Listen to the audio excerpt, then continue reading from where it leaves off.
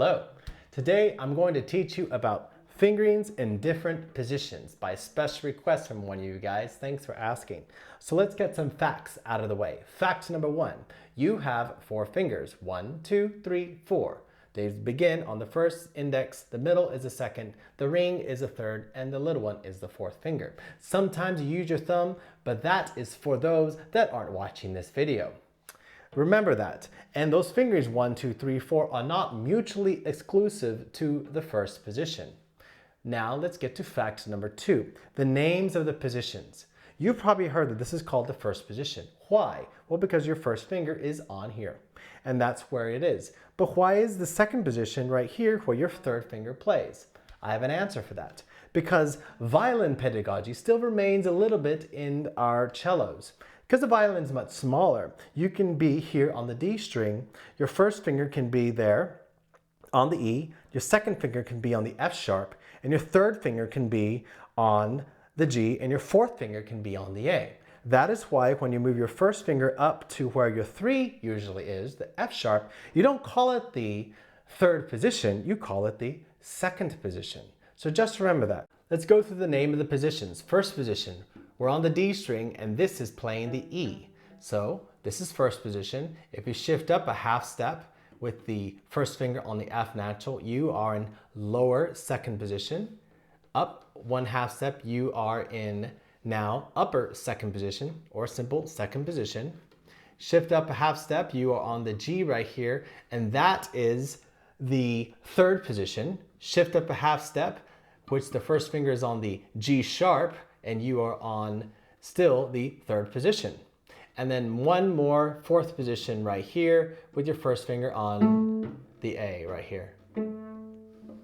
Moving back down to first position, if you were to shift a half step back with your 2nd finger and thumb where the first finger was, and you are halfway in between the nut and the first, this is right here, the halfway point, exactly halfway, that is the half position. Let's review. Fact number 1, you have 4 fingers, 1, 2, 3, and 4. They're always going to have those numbers above them. That are the fingerings. They're not mutually exclusive to the first position. And fact number 2, you have how many positions? 1st, 2nd, 3rd, and 4th position, that the ones we're talking about today. And they are called that because of violin pedagogy. Remember, the first finger, 2nd finger, and 3rd finger on the violin would play the E, the F sharp, and the G if you were playing on the D string. That's why when you put your hand here, your first finger, that's going to be the first position. And when you put your first finger on the F sharp, even though in regular first position for cello players, we play the 3, we call it the 2nd position. So don't get confused by that.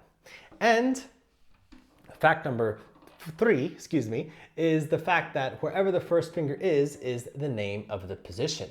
So let's get right into some musical examples of how to use this stuff.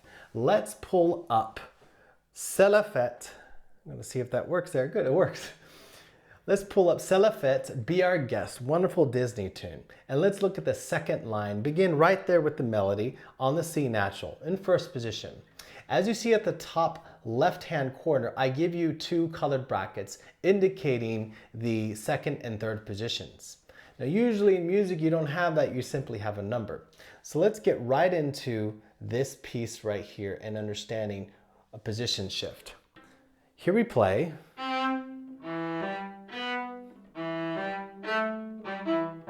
And then we see a 2 where the 4 usually is. See this right here? I was about to play this note. I just played this note here. It's a 4, and now it becomes a 2. And so that means to shift to 2nd finger right here. So I'm going to start at the beginning of that measure. And then you see that 2 underneath the bracket. Place your 2 there.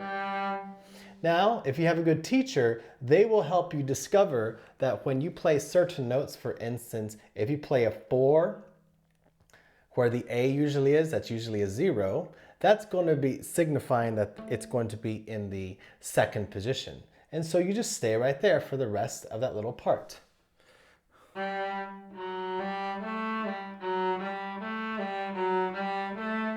And then you shift back, you see this right here, the G to the F natural, And there you have a real world example of what it's like to play in a different position. So I'm going to kind of speed up and show it to you how it looks.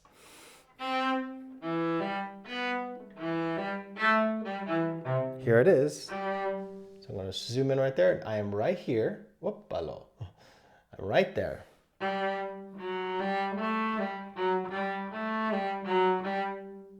And that's what it's like. Now let's move on to the second page and let's look at the very top in this corner right here, and we have third position. There we have, that's our clue. Usually a 4 is above that note in first position, but you see a 1. So simply follow what you see. Put your first finger there and stay in position. And you see a 0 right there? I'm actually asking you to play that open string. So that's an example of positions when it comes to one of these songs. Let's move on to the second partition, which is Hall of the Mountain King. And I put it into original language because I think it's pretty cool. And so I'm going to just play it for you. We have the very beginning. I'm zoom in a little bit for you. There you go. Now you see a -1, 4, -1. In my pedagogy, I've taught my students to understand a -1 is a half step right here. It's that half position, hence the minus. Here's a 1 and here's a -1. And in my music, you'll see 4s and a +4, that means your finger there, and a 1 and a -1. So just play along. This is in first position, the first measure.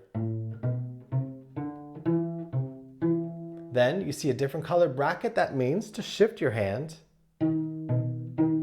You see a different color bracket. That means to lift and make your little monster. A little monster there. And then you see no brackets, so shift back up.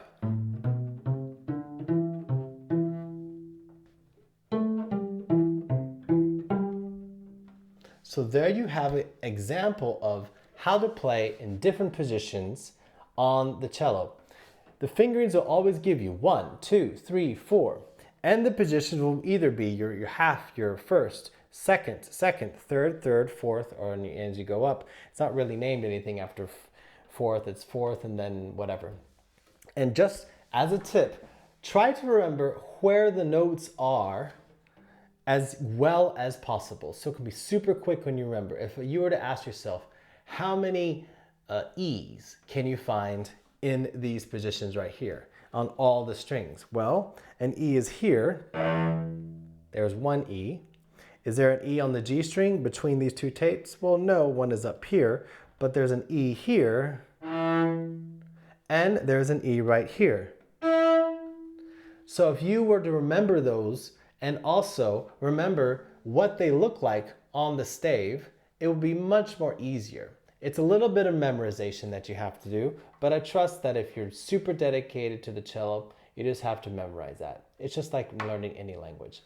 Stay tuned because I'm going to now teach you about extensions. Thanks for watching.